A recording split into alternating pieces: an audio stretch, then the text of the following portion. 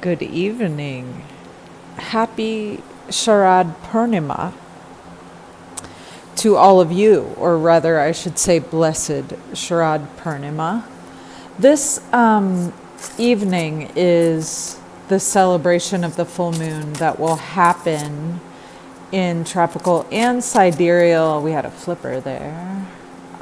Leo, and it's the Queen of Cups. How lovely.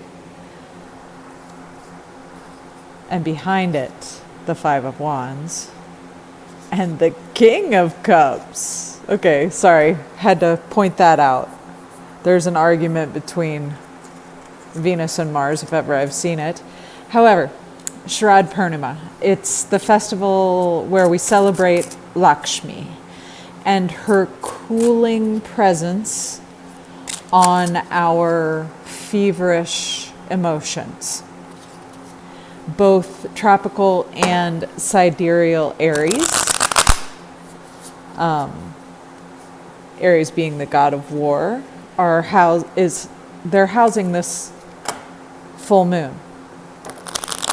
So in the Hindu tradition, they make a rice pudding and they put it outside all night and eat it in the morning in order to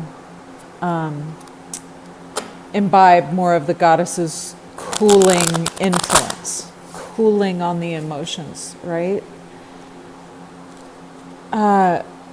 What I was thinking would be a good translation in the Western Hemisphere is if you have crops that are still outside, like many people in my neighborhood have raspberries that are out all night. Pick those, eat those first thing in the morning, and stay awake or leave an electric candle on or a light on somewhere in your house tonight in honor of the goddess. You're supposed to stay awake and fast, but we don't really often do that in our country. And fasting, even to the Hindus, means intermittent fasting. So maybe that's something that you could incorporate into your schedule tonight. But I wanted to do this reading in honor of that Sharad Purnima and talk just a little bit more about the astrology of this time. This is a big lunation for us all personally. And the reason I say that is because it's the hunter's moon, and that's a harvest, right? And over the last 4 lunations, we've been, two of which were eclipses, we've been focusing on the obstacles to our spiritual advancement.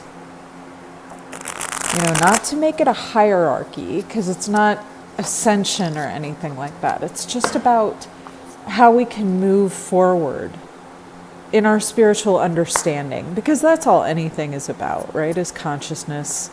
And that's the only hierarchy that there is consciousness, awareness becoming greater and greater. And so at this full moon, we're dealing with a kind of unconscious upwelling, a pre-verbal emotional repression that arrives on the scene through a triggering. Because the sun is in Libra, and that is the sign of we, and Aries is the sign of me, right? Or I and we. So it's about relationship in one way or another. This is, something that we have to feel in order to change. And when we need to feel it, there needs to be other people. Ergo, the universe, right? We have to feel the changes we need to make. And how we relate to each other needs to change. And what's tricky about it is with this moon in Aries near Chiron and near the North Node, there's this way in which we self-sabotage and injure ourselves because we don't understand the injuries that happened to us when we were very, very small.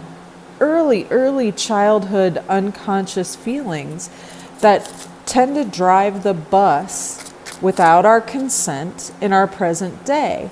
This moon, with Lakshmi's cooling influence, gives us the opportunity to see those wounds and that attitude that drives the bus much more clearly than we ordinarily do. It's the woundedness that tells us that we can't act, or that prevents us from feeling fully confident acting in the world. Because understanding ourselves determines what we think we can and cannot do. And understanding ourselves means understanding the universe.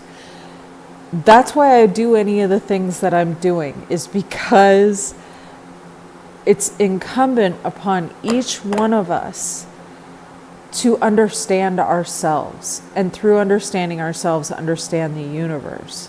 And I keep trying to remind myself that that's the point of what I'm doing.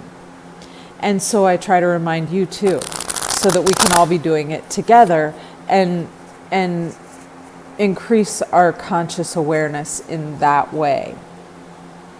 So much of what we've got going on in the sky, from the Grand Cross to, the Pluto being very near to moving out of Capricorn and going into Aquarius, kind of harkens back to these eclipses.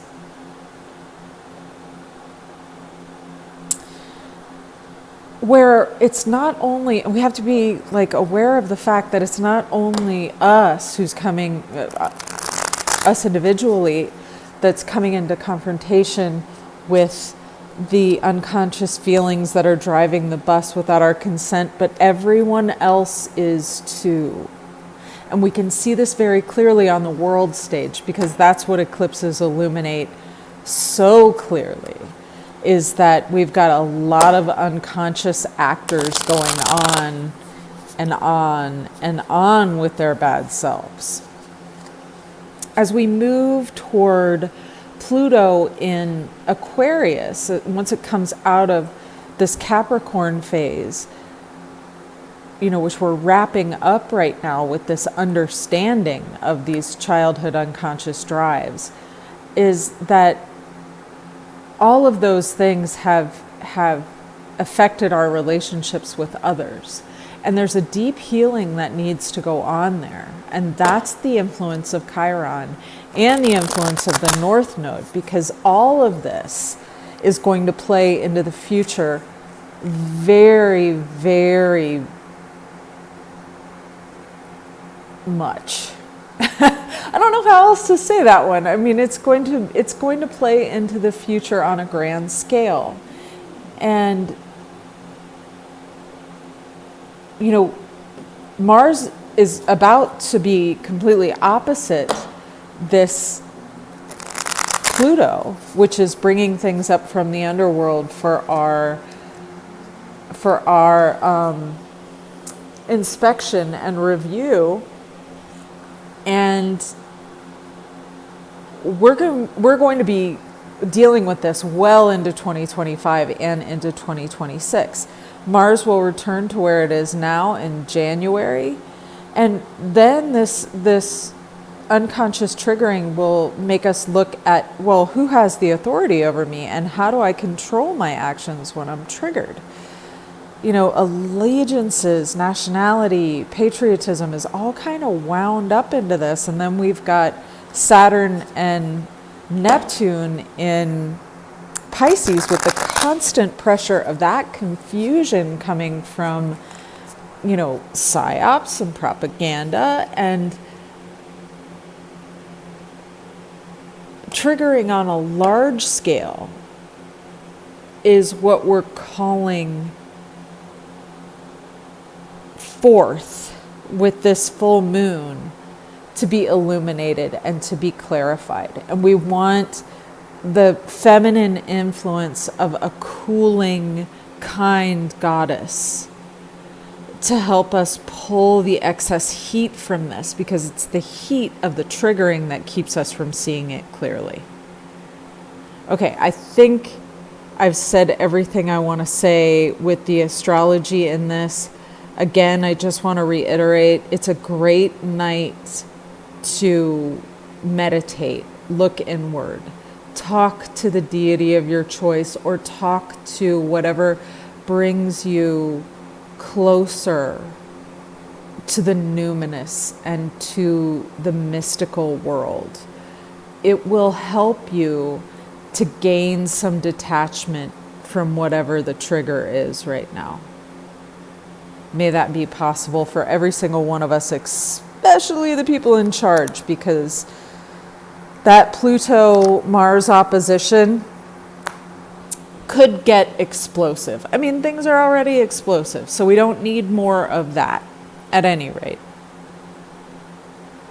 Om Shrim Mahalakshmiye Namaha. Om Dum Durgaye Namaha. Om Aim Saraswatiye Namaha. Om, Om, Om. We are, as the collective, this is the Aries card, the Fool, kind of taking that leap unconsciously. There is a sense of unconscious forward movement here. In the Rider-Waite, there's a small white dog that's trying to alarm the Fool that it's about to jump over the edge, right? And here, the Fool has his legs crossed and can't move forward. That's really what we've been feeling. You know, I would go ahead and say since COVID, the last 4 years, but definitely in the last 4 lunations, is that whatever is driving the bus is driving in circles. And we're ready to jump at any avenue that looks like it might be a new road. We need to curb that impulsiveness and pull it back inside and realize that the new road that we're looking for is really inside. We want a new way of responding to the things that are outside of us, not a new road to walk on. But the Fool does symbolize the beginning of the tarot. It is the beginning of the story. It's a new beginning. And that's what I think this moon has to offer us, a new beginning. So that's us. And we are crossed by, oh my goodness, the Two of Cups. I'm sorry, the Ace of Cups. I was thinking about the Two of Cups. Because that's the card of the other, right? But so is the Ace. It's a new beginning with regard to love, a new emotional beginning, a new way of relating to each other, a new way of feeling this in order to change it. So while the impulse may be to look without leaping, sorry, that's backwards, isn't it? Leap without looking. What we really need to do is look without leaping, right? We need to curb the impulse. Take the moment to really feel our way into a positive new beginning, one that's emotionally aligned, right? More so than riding on our pre-verbal, emotionally repressed instincts. We need to question the impulse of escape for sure. We need to question our beliefs, and we need to move forward once we're aligned. The other message of a contrary new beginning, emotional new beginning, is not to do anything from fear. Like, don't base the impulse, don't base the action in fear. Base it in alignment. Base it in your personal truth. So that's our contrary card, or that's what's crossing us. Now, what is all this for this moon founded in? The foundation card, holy cats, the Ace of Wands. So this is a new creative beginning. This is a new beginning in fire. The cups are water and the wands are fire. So it is a new action that's coming, a new creation, a new way of being, a new emotional way of being, is being brought into being at this fiery, crossed and oppositional new period. It's like a crossroads sign, right? With a torch at the side of it. The Ace of Fire is a new creative way forward. It's something we haven't seen yet. It's something we don't have a past with. It's doing it different, right? And doing it better. It's a beautiful foundation. And what crowns us at this point? Strength. Oh my goodness. Another one of those beautiful readings for all of us. This is really great. To be crowned with strength at an Aries full moon is to have the power of the god of war, the power of the ram, the power of initiation, the power of new beginnings with us and beside us. Strength is, in the Rider-Waite, depicted as a woman, literally having her hands around the mouth of the lion. And it's a form of trust, very much like the trust of Sharad Purnima. We're trusting that the goddess is going to show us this process. We don't have to do it all at once. We don't have to win in the first 5 minutes of the game. There's actually the whole game to be played out, but we have to trust her. And our trust of her is absolutely equal and equivalent to how much consciousness we can have as we go forward. So, letting ourselves be guided with the understanding that this is consciousness's story to tell, not ours. And like archetypes and all the other things that happen around us, we have very little influence in the actual acting that goes on. Our strength is in acceptance and allowing our consciousness and our capacity to grow.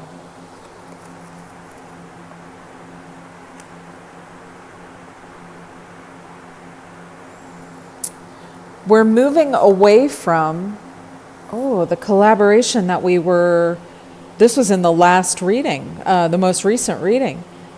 We're moving away from like a braided past, a collaboration with pentacles, money, coin. Moving away from being bound to only one currency ruling the world, right? Moving away from the gatekeepers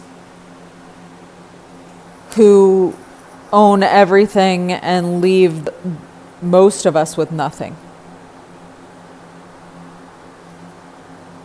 moving away from a capitalist vision of the world, moving toward a different form of unity. Honey, that's enough. I've got a whiny puppy behind me. I'm sorry, you guys, if you can hear that. She's definitely singing. She's kind of moaning. And this is scary for a lot of people. Leaving this behind means leaving behind life's work for many, many people. But if it's not aligned, if it's not emotionally aligned, if it's not in the highest form of creativity, if it isn't strong enough to move into the future, it's going to be jettisoned. And that, again, is in the goddess's hands. That's not something we get to hold on to or let go of. And letting go of these collaborations, letting go of third house, pentacle, materialism is going to be harder for some people than it is for others. For some people, it's going to be like turning toward the sun. And for some people, it's going to be very destabilizing. So that's the card we're moving away from. We're moving toward the Three of Cups. Collaborations based on care, celebrating life, celebrating a future of togetherness where, you know, we feed the hungry and heal the sick and take care of each other and help each other and live and let live instead of own and destroy. That's a very positive future card. And then when you pair it with being crowned with strength, it looks good so far. In this very moment, in this iteration of time, we are temperance. So true, isn't it? We're learning how to blend two things that don't come together easily into one. We're learning how to make spirit and matter come together on the earth. This is a very important enterprise. See a little upward triangle on his chest? That is fire. The wings are air.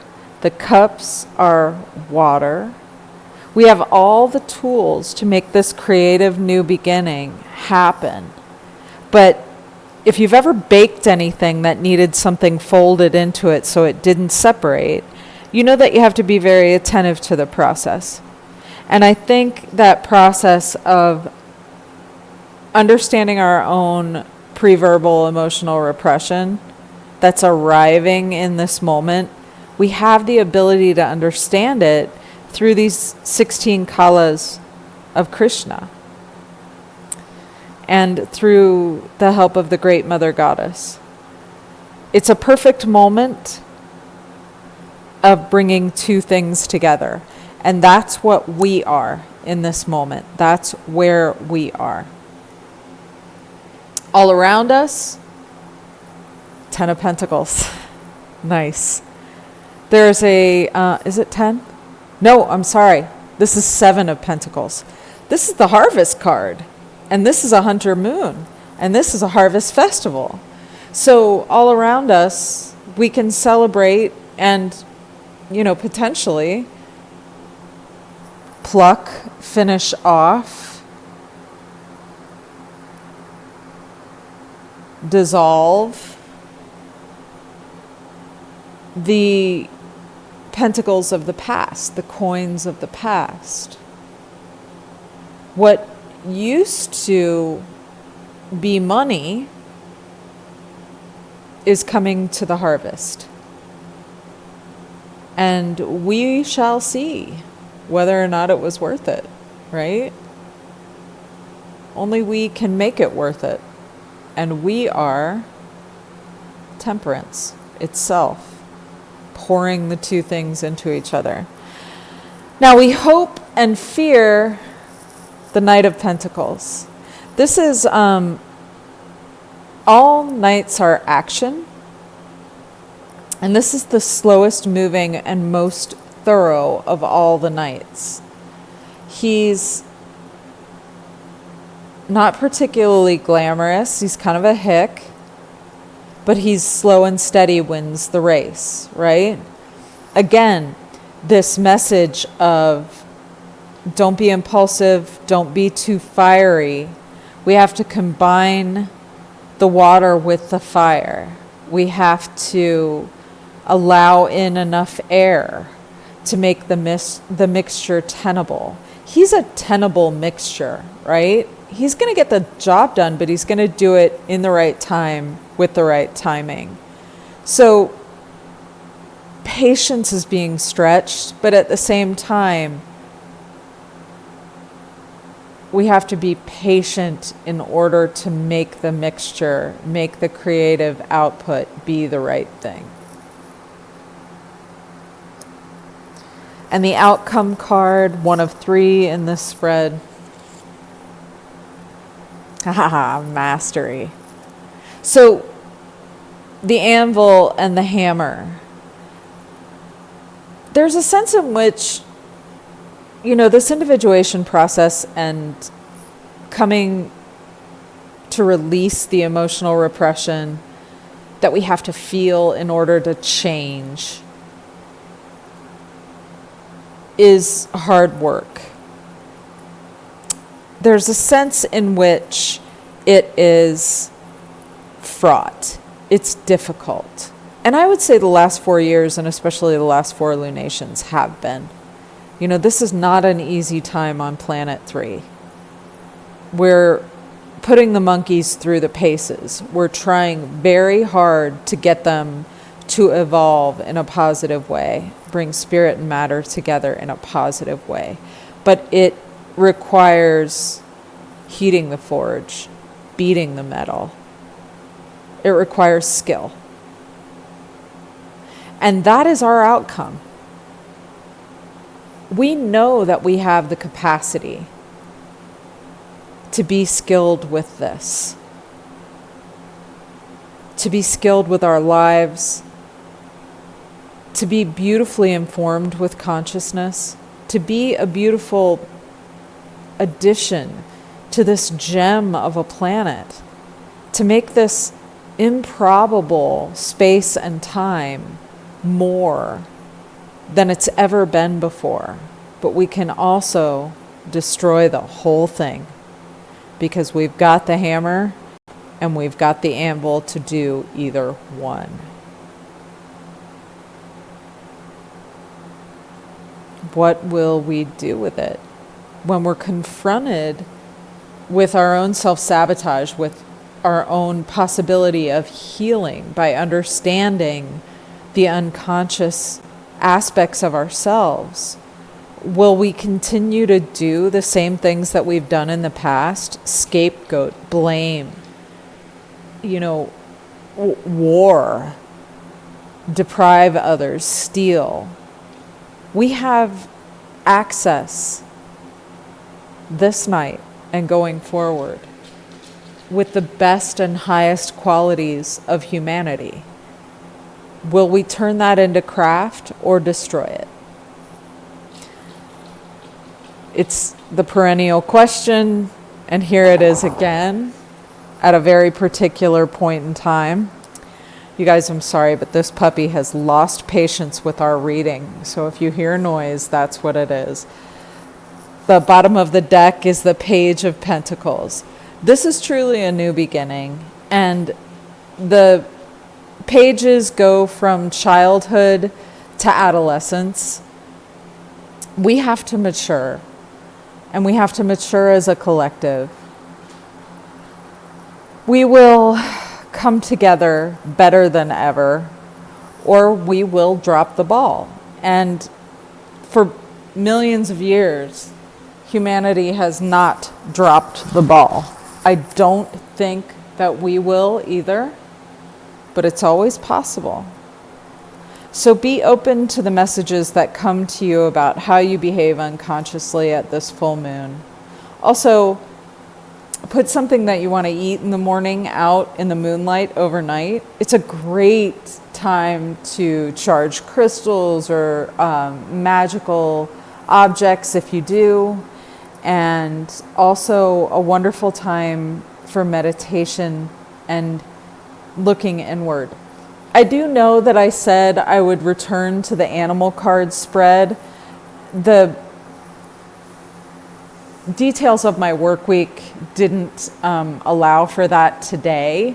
So I think that means maybe at the new moon, we will revisit that reading from from the solar annular eclipse, because I think there's more to be said there. And I like to keep my promises.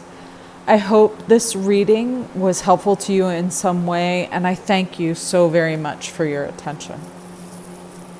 Happy Sharad Purnima.